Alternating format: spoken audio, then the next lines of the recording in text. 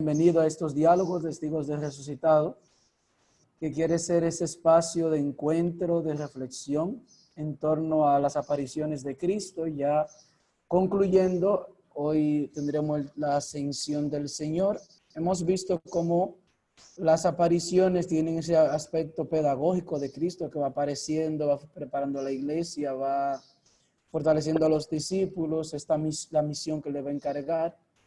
Hemos visto diferentes matices de la aparición, diferentes perspectivas en estos escenarios. Y hoy, la ascensión. El momento como parte de ese momento cumbre de la resurrección. Si la vida de Cristo tiene como el momento cumbre de la pasión, después de la resurrección sería la ascensión, esa glorificación del Señor. Para esto nos acompaña el Padre Miguel Ángel Cabrera, sacerdote de la Arquidiócesis de Santo Domingo. Actualmente su trabajo pastoral es en el seminario, donde está como formador y rector del seminario menor, y además trabaja en en las obras de las vocaciones. Está ahí en la pastoral vocacional. Padre Miguel Ángel tiene ya 4 años, padre, o 5 de ordenado, 4 de ordenado. 4 de ordenado. Entonces va a compartir hoy con nosotros. Miguel, el micrófono es tuyo, tú comienzas la oración y después dale para allá. Como diría Alberto, suelta la DJ. En nombre del Padre, del Espíritu Santo. Amén. Pedimos, Señor, que tú nos ilumines a través de tu Espíritu Santo en esta tarde, que nosotros podamos tener nuestra mente y nuestros corazones iluminados por tu presencia. Señor, que las cosas que nosotros dialoguemos, que las cosas que nosotros podamos compartir, sean siempre para que nosotros podamos seguir creciendo en la fe. Por nuestro Señor Jesucristo, tu Hijo, que vive y reina por los siglos de los siglos. Amén. Amén. Por el Padre, del Espíritu Santo. Amén. Bien. Saludos para todos. Como decía Padre Keite, yo soy Miguel Ángel Cabrera, y estoy por aquí por el seminario. Vamos a compartir un poco el texto y luego de eso, entonces, seguimos compartiendo entre nosotros. Aquel que también pueda tener algún aporte y algo que decirnos también como grupo, que compartir, tendrá también los micrófonos abiertos. Bien, como decía Keiter, nosotros ya estamos, como quien dice, finalizando todos estos encuentros de Jesús, todas estas apariciones, y nos encontramos precisamente con el prólogo, con el primer capítulo del libro de los Hechos, que fue escrito por Lucas.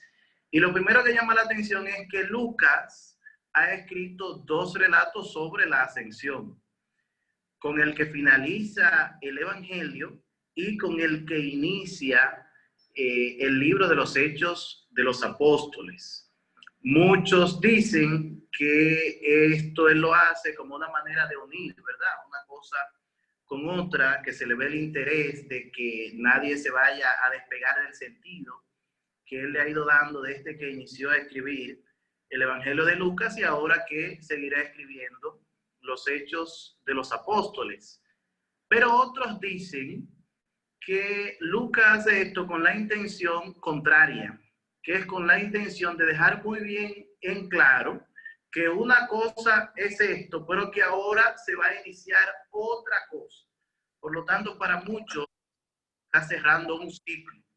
Cierra el ciclo que tiene que ver con Jesús, con el Jesús carnal, y abre un ciclo nuevo para la iglesia. Todo eso nosotros lo podemos comprobar cuando nosotros estudiamos cuál es el sentido del libro de los Hechos de los Apóstoles.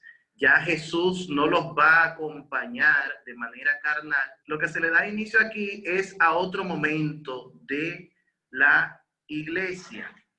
Y lo que hace Lucas entonces es que propone este texto con un esquema. Ahora bien, esto que dice Lucas aquí son que cuando hace los dos relatos de la ascensión, tienen mucha diferencia uno de otro.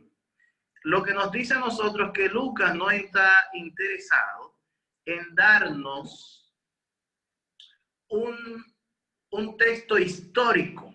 No es una historia que Lucas nos está dando sobre lo que es la ascensión de nuestro Señor Jesucristo y sobre esta última aparición antes de ascender. Por lo tanto, la lectura que nosotros vamos a ir dando no es una lectura meramente histórica, sino una lectura teológica. ¿Cuál es la intención de él con esto? Por eso, vamos nosotros a ir leyendo paso por paso este relato tomado de Hechos, capítulo 1, versículos del 1 al 11. Dice, empieza diciendo: en mi primer libro, querido Teófilo, conté todo lo que Jesús hizo y enseñó desde el principio hasta el día en que fue llevado al cielo. Es como quien dice, lo que yo traté en el Evangelio de Lucas fue eso. Esa parte, lo que hice en mi primera parte del escrito fue eso.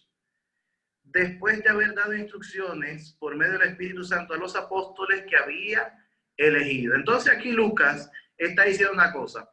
Yo puse la vida de Jesús en evidencia en la primera parte del escrito, que es el Evangelio de Lucas, pero ahora, dice, por medio del Espíritu Santo dio instrucciones a los apóstoles que había elegido.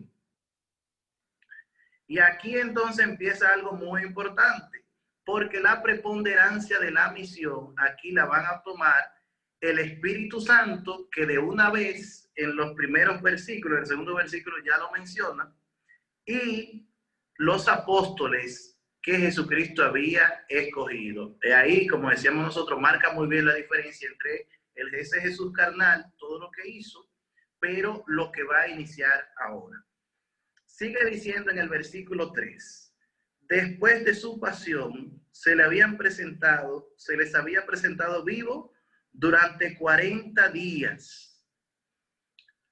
40 días, todos nosotros sabemos lo que significan 40 días en el sentido bíblico. Tal vez no sean 40 días contados 1, 2, 3, 4, 5, sino que siempre alude a un tiempo de preparación, a un tiempo de capacitación, un tiempo de discernimiento. Por lo tanto, la iglesia hasta llegar a este momento ha estado en una etapa de discernimiento, una etapa de preparación. Incluso los demás encuentros, demás apariciones han ido preparando hasta llegar a este momento, como sé que ya ustedes lo han visto en las semanas anteriores. Dice, 40 días dándole muchas pruebas, mostrándose y hablando del reino de Dios.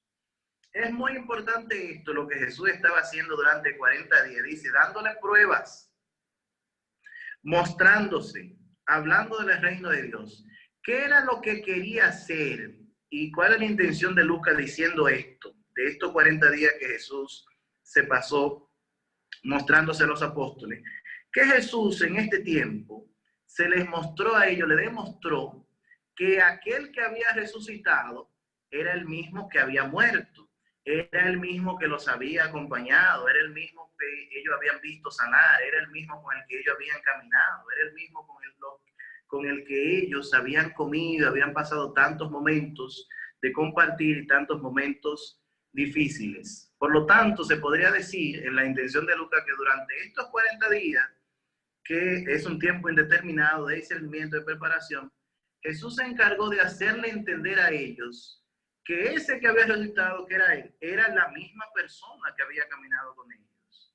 Porque era un misterio que no se podía entender de una sola vez. Había que írselo dando, como decimos nosotros comúnmente, con cucharita para que los apóstoles fueran y los discípulos fueran asimilando poco a poco que este Jesús fue el mismo que murió, que este Jesús fue el mismo que padeció, que este Jesús fue el mismo que caminó con ellos. Por eso son importantes estos 40 días que menciona Lucas. Es como diciéndole, ya ustedes, por las demás apariciones, la experiencia que han tenido con Jesús, ya ustedes saben quién es Él.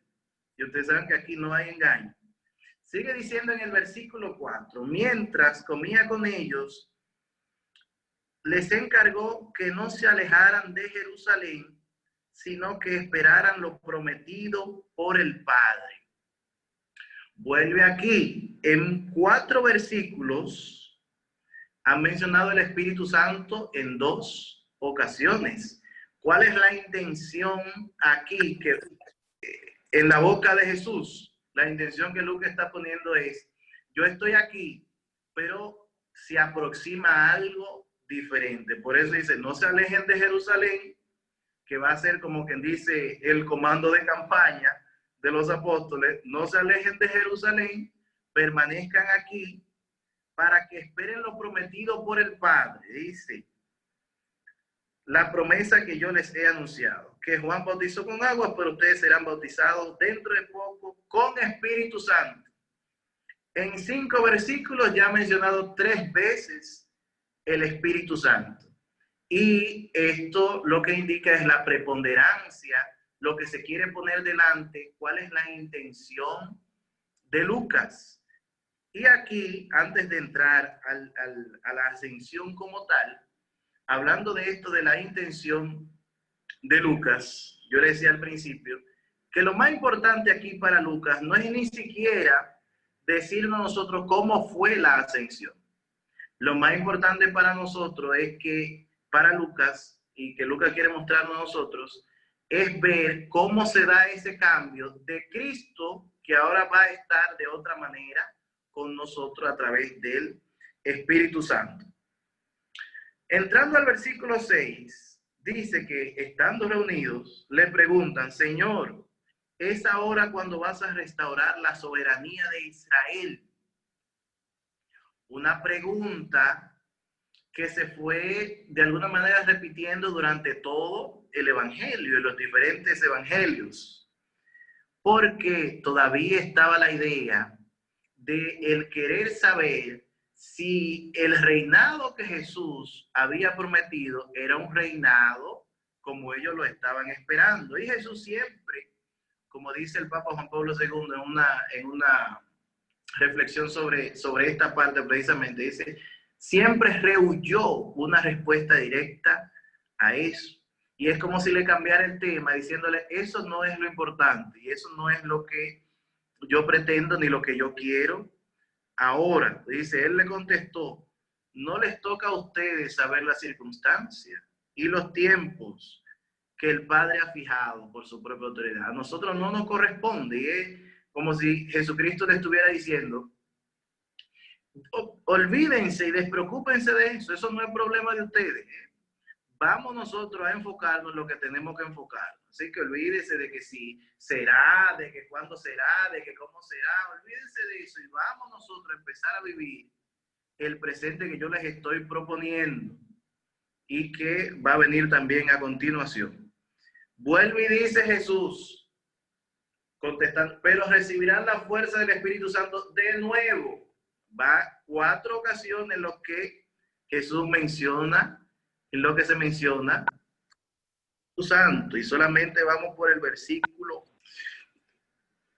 Sigue estando presente la intención de Lucas de mostrar el protagonismo del Espíritu Santo al mencionarlo en una 4ª ocasión. Y ustedes serán testigos míos en Jerusalén, Judea y Samaria y hasta el confín del mundo.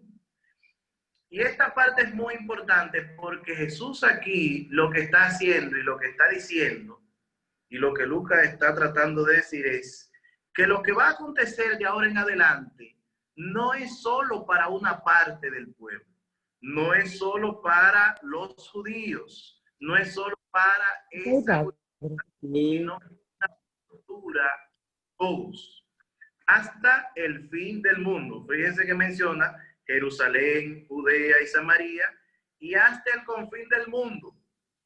Y eso es bueno de que quede claro que lo que va a hacer que este mensaje de Cristo llegue hasta el confín del mundo es precisamente que Jesús ya no los va a acompañar de manera carnal, de manera corporal. Como Jesús no los va a acompañar de manera corporal, eso permite que ese mensaje de Jesús llegue hasta el confín del mundo y que Jesús esté presente donde quiera que se lleve ese mensaje a través del Espíritu Santo. En el versículo 9, ya aquí entramos como en el momento esencial de la ascensión de él. Dicho esto, los apóstoles lo vieron elevarse y una nube lo ocultó de la vista. Aquí vamos a ver. Los apóstoles lo vieron elevarse. Y aquí es muy bueno que nosotros hagamos hincapié en que cuando nosotros hablamos de ascensión, y obviamente tanto aquí como en otros pasajes bíblicos se va a hablar de elevación, de que Jesús se elevó. Nosotros, con la concepción que tenemos del cielo, la concepción que tenemos mayormente del cielo es que el cielo es un lugar. Y siempre nos enseñan, el cielo está arriba y el infierno está abajo. Por lo tanto, si el Señor se elevó, fue al cielo. Con lo que nosotros no contamos es que para nuestra doctrina, el cielo no es un lugar. El cielo es un estado, el estado pleno de glorificación. Por lo tanto, el cielo no es el lugar donde está Dios, sino que el cielo vendrá a ser la presencia de Dios. No es un lugar donde está Dios. No es un lugar donde yo voy. No, eso no es el cielo. El cielo es la presencia de Dios. Donde Dios está presente, ahí está el cielo. ¿Y por qué pone entonces elevarse? Incluso el credo dice, subió a los cielos y está sentado a la derecha del Padre, desde allá a venir a juzgar a los vivos y a los muertos. Es una manera de hablar, es una manera de expresarse. Y no tanto en el sentido local, no tanto en el sentido demográfico de lo que significa elevarse, sino en el sentido de que se ha entrado a una esfera nueva. ¿Qué esfera nueva se ha entrado? ¿Hacia dónde se ha elevado? A la realidad divina, a la glorificación plena. Por eso, aunque sí, y aunque los sentidos, y aunque de la manera pedagógica de nosotros entender esa elevación, esa ascensión de Jesús sea que nosotros no lo imaginamos como que Él se va elevando y va volando y llega hasta allá. A eso no es la ascensión de nuestro Señor Jesucristo.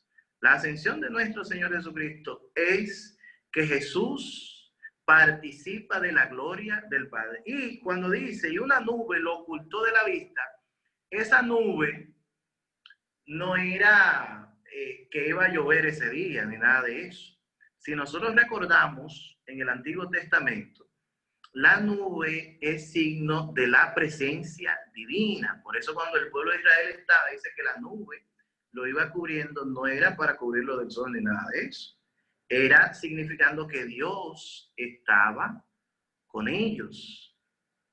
La nube, aparte de esos ejemplos de Moisés, que cuando va a hablar con Dios entra como en la nube, en el Nuevo Testamento, en el texto de la transfiguración, nosotros también tenemos la nube que se hace presente como la manifestación de Dios. Por lo tanto, cuando dice aquí, lo vieron elevarse, una nube lo ocultó de la vista, lo que está diciendo aquí es que Jesucristo estaba en la gloria de Dios, que Jesucristo participaba. Y aquí es muy bueno que nosotros también hagamos la aportación de que, ¿qué significa esto para nosotros?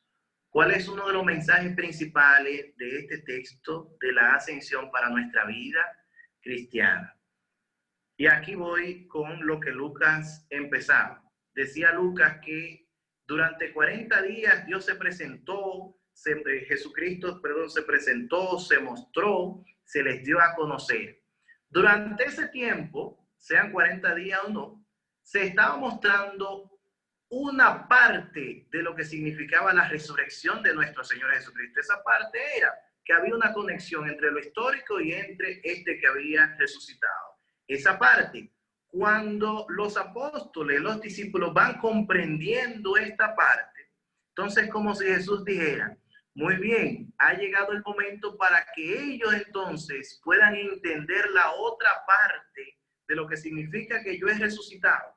Y la otra parte de que significa de que Cristo haya resucitado es precisamente que Él comparte la gloria del Padre. Y ojo con esto que voy a decir. Mucha gente piensa que Jesucristo durante esos 40 días estuvo, bueno, sí, estuvo en las apariciones. Y una pregunta sería, y la hacía yo esta mañana en la misa, una pregunta sería, ¿y dónde estuvo Jesús en los momentos que no se le estaba apareciendo a los discípulos? ¿Dónde estaba Jesús? ¿Estaba en una cueva metido por ahí? ¿Estaba en la casa de un amigo? Tal vez estaba con María, su madre, compartiendo y pasando tiempo juntos antes de irse. Y pensar eso sería una manera errónea, vuelvo y digo, de entender la ascensión de nuestro Señor Jesucristo, porque ¿dónde estaba Jesús? ¿Usted sabe dónde estaba Jesús? Desde que resucitó, a la derecha del Padre. Jesús estaba con su Padre. Y usted dirá, Padre, pero entonces, ¿cómo es la cuestión? Porque hoy celebramos la ascensión. Usted dice que desde que resucitó estaba con el Padre.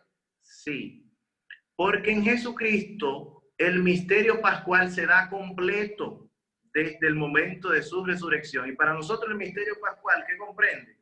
Su resurrección, la ascensión, Pentecostés. En Jesucristo, todo eso se dio al mismo tiempo. Ahora bien, hay algo procesual para nosotros, que nosotros, por eso este tiempo, para que nosotros y para que los apóstoles en ese momento, los discípulos entendieran qué era lo que se estaba dando, para que entendieran la profundidad del acontecimiento. Incluso en los primeros siglos de la iglesia eso se celebraba junto. En el siglo IV, casi quinto, fue que se dividió. Dijo, bueno, vamos a poner la ascensión aquí, pero es una manera de profundizar mucho más en un solo, en el mismo misterio pascual que nosotros tenemos y en el que nosotros creemos. Por lo tanto, ¿dónde estaba Jesús? Estaba ya compartiendo con el Padre. Esto quiere decir que esta parte de la ascensión de Jesús no era una despedida. Jesús no se estaba despidiendo porque ahí no se soltó una lágrima. Nadie lloró. Nadie lloró. Por lo tanto, no era una despedida que Jesús ya partía, que ya iba a ya no lo iban a ver más y por lo tanto, adiós, porque se va a ir por allá, por los cielos, se va a encaramar y ya. Lo que se está tratando de decir aquí es que a partir de este momento, Jesús, de manera definitiva, iba a entrar, iba a estar con ellos de una manera distinta. No era que Jesús se iba, entonces Jesús se va y como Jesús se va, ahora viene el Espíritu Santo. Ahora le toca al Espíritu Santo, pues Jesús se fue y está por allá, en otra dimensión. Y como Jesucristo está por allá, ahora le toca el Espíritu Santo y Jesús está descansando por allá. Ese no es el sentido de la ascensión. El sentido de la ascensión quiere llevarnos a nosotros a entender de una manera nueva la presencia de Dios, la presencia de Cristo en medio nuestro, en medio de nosotros. Y algo que nosotros debemos tener en claro. Y siguiendo con esto, se da algo especialísimo en que Jesús haya ascendido a la derecha del Padre. A la derecha. Cuando en un reino se tiene una mano derecha, y más en el lenguaje bíblico, es que ese que está sentado a la derecha tiene la misma potestad que el que está sentado en el trono. Por lo tanto, aquí está haciendo referencia a varias cosas. Una de ellas es que el reinado de Cristo ha iniciado. ese mesianismo, ese reinado, eso que Jesucristo está diciendo, el reino de Dios ha llegado a ustedes, eso ha iniciado con Jesucristo a la derecha del Padre. Pero lo más interesante de todo esto es que Jesucristo no vuelve a la presencia del Padre como vino. Hay algo diferente en él. Hay algo que de alguna manera, si se podría decir así, se le ha agregado a él. ¿Y qué es lo que se le ha agregado? Bueno, que Jesucristo se encarnó.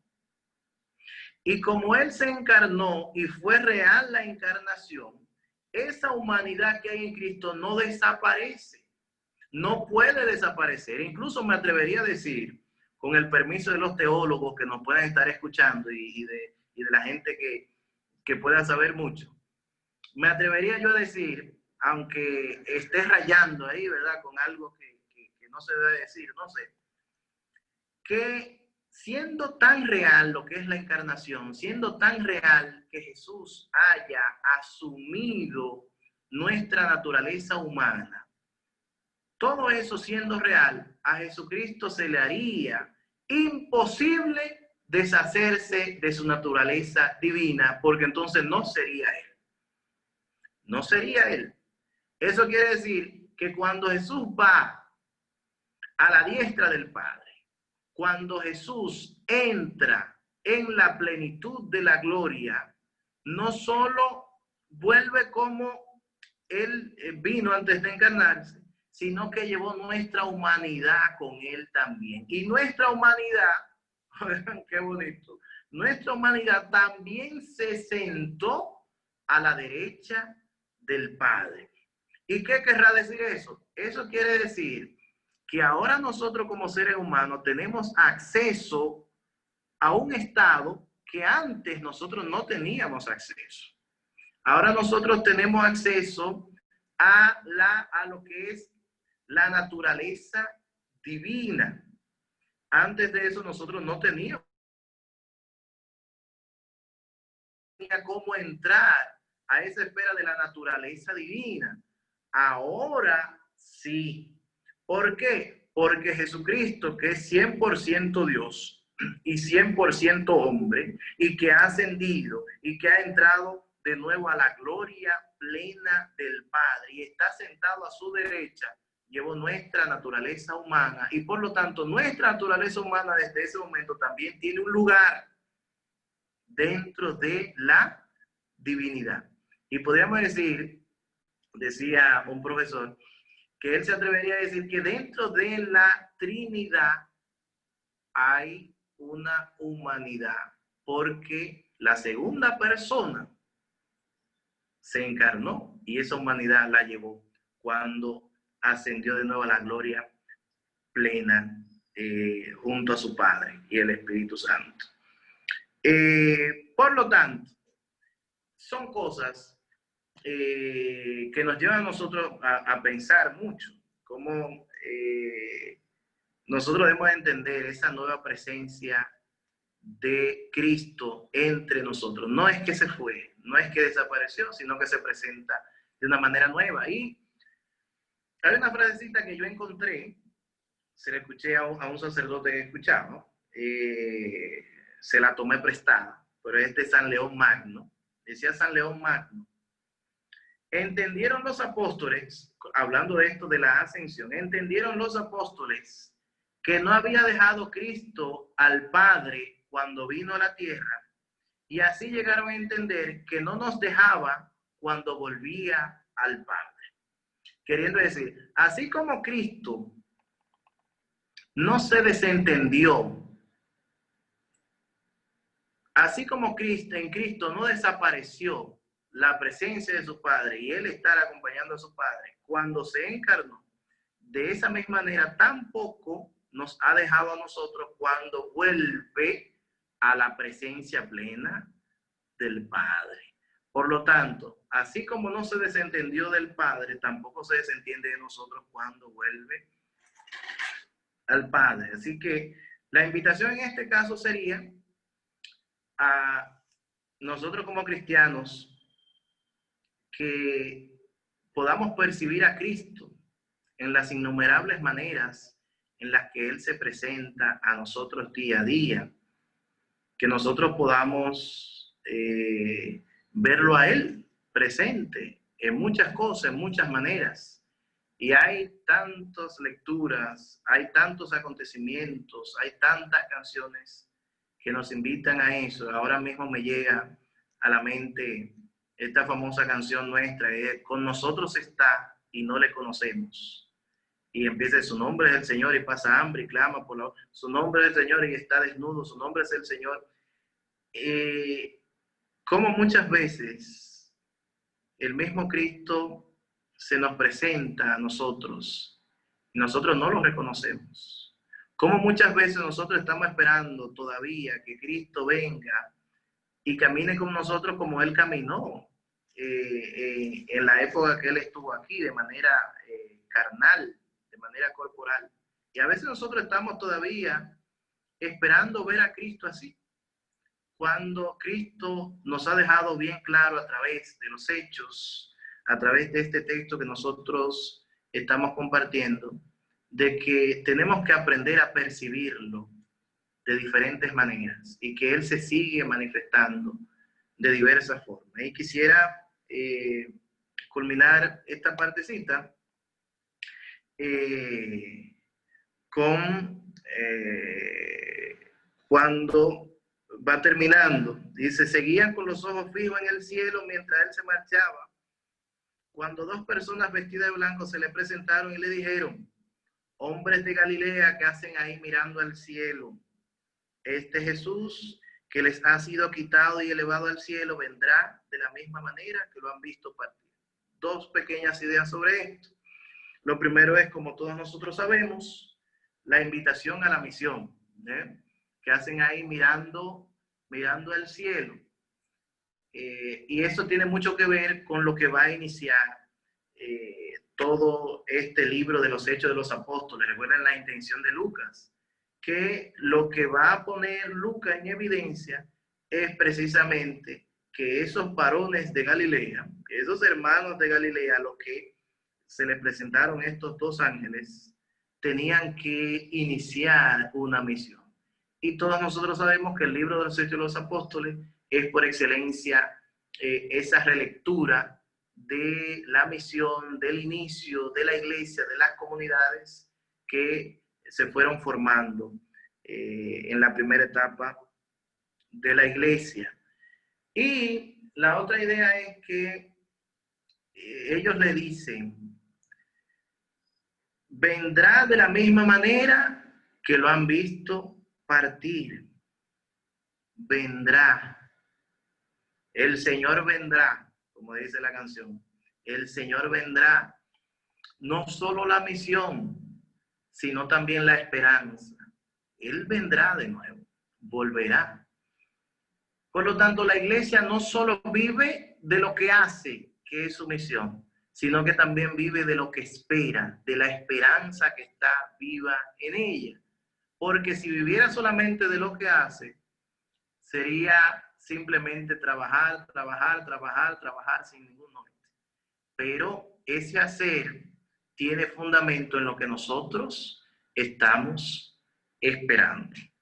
Así que ojalá que con este misterio de la ascensión, parte del misterio pascual, nosotros aprendamos a descubrir a Jesucristo de muchísimas maneras. Y una oración bonita sería, Señor, ayúdame a descubrirte en todas las maneras en las que yo te pueda descubrir, en mi persona, en mis hermanos, en las cosas que a mí me suceden. Amén. Bien, hasta aquí esta intervención mía. Yo pensé que iba a hablar menos, parece que me corrí, me fui, hablé muchísimo. El misterio de la ascensión te llevó. Me elevó. Sí, un poco lo que tú decías, San Agustín en la lectura de la patrística que trae hoy el oficio de lectura dice, Él haciéndose hombre, asumiendo la naturaleza humana, nos permite a nosotros asumir la naturaleza divina. Es decir, el que se hizo hombre, ahora también nos permite a nosotros hacernos hijos de Dios. Es como ese intercambio que vimos en antropología con el padre allá, padre Mirciade y esa compañía, padre Casilla, de cómo el misterio de la ascensión también es un misterio de nuestra humanidad, que nos habla al fin y al cabo de esa humanidad salvada y redimida. Bien, pero no es diálogo, así que vamos a abrir ahora el micrófono para que preguntas, aporte, Gianfranco.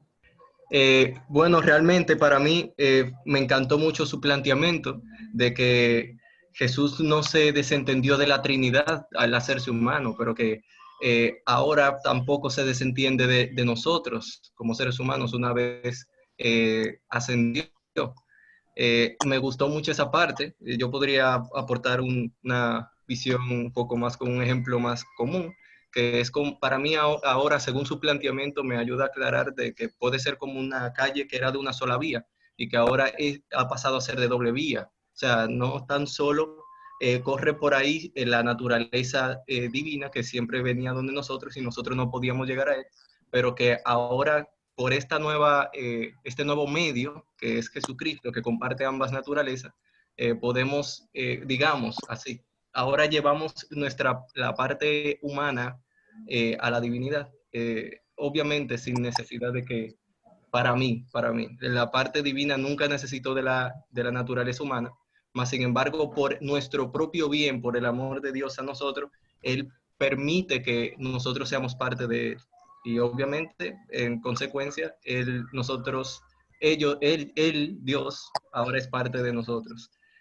Yo solamente tengo una pregunta, que es una parte que me interesa bastante, es la parte de la simbología, que se utiliza mucho. Sé que la visión de los reyes y de aquel tiempo especialmente, siempre como que daban una cierta simbología a ciertas cosas. Por ejemplo, las llaves a Pedro, o sea, el que tenía las llaves era alguien como la mano derecha. La palabra vicario, por ejemplo, que es un representante, el representante en un reino, era como si el rey tuviera allá y lo trataban prácticamente como si fuera el mismo rey.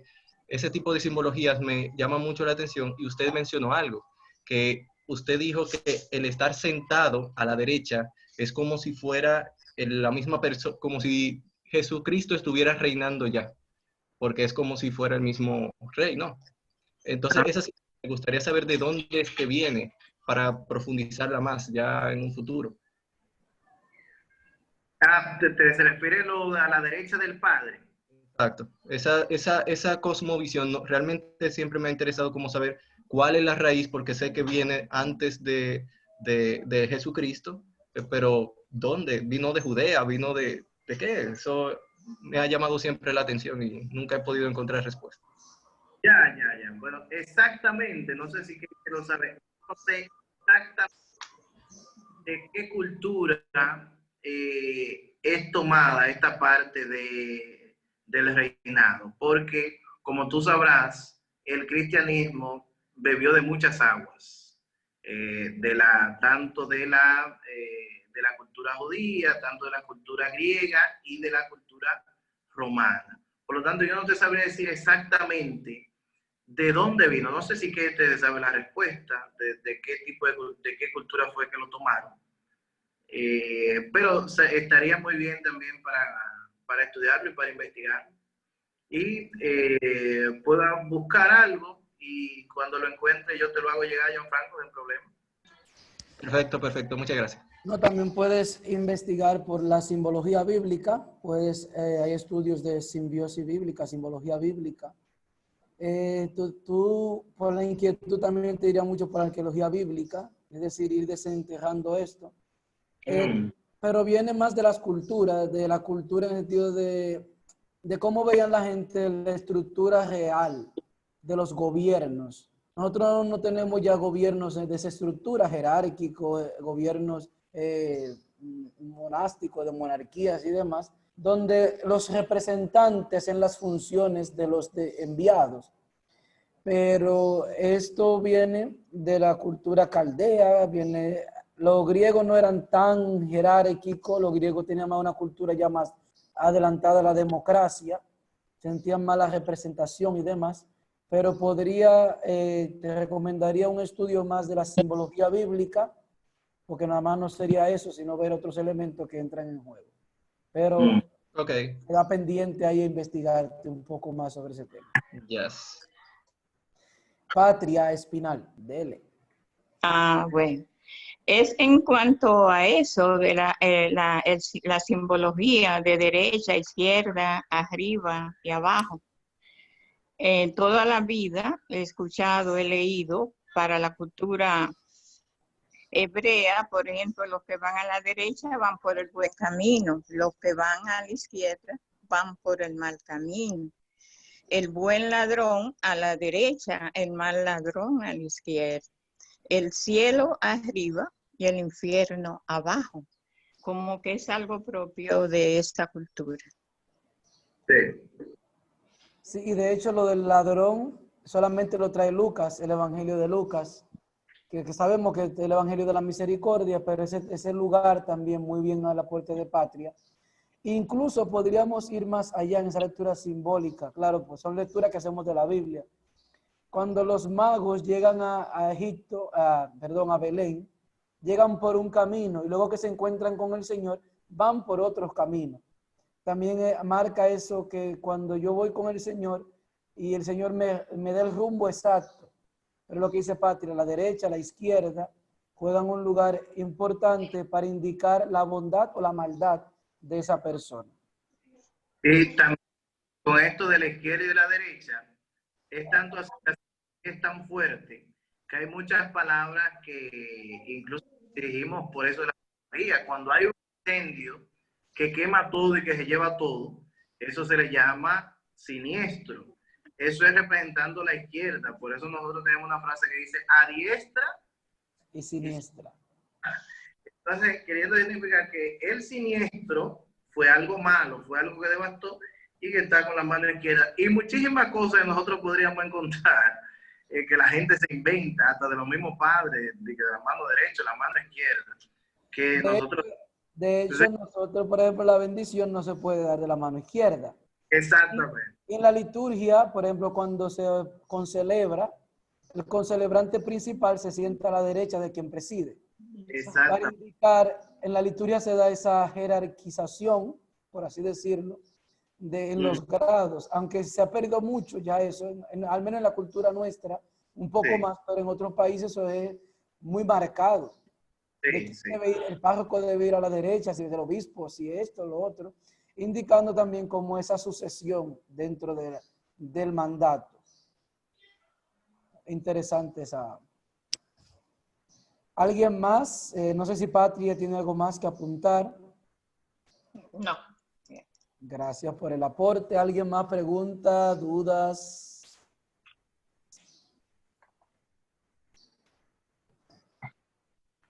¿Comentarios? Queja. Hay ese padre que queja también. Pero a mí no, a Keiter. Ajá.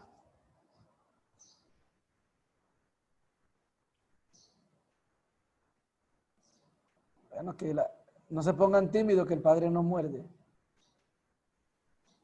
No hay problema con que pregunten y hagan comentarios.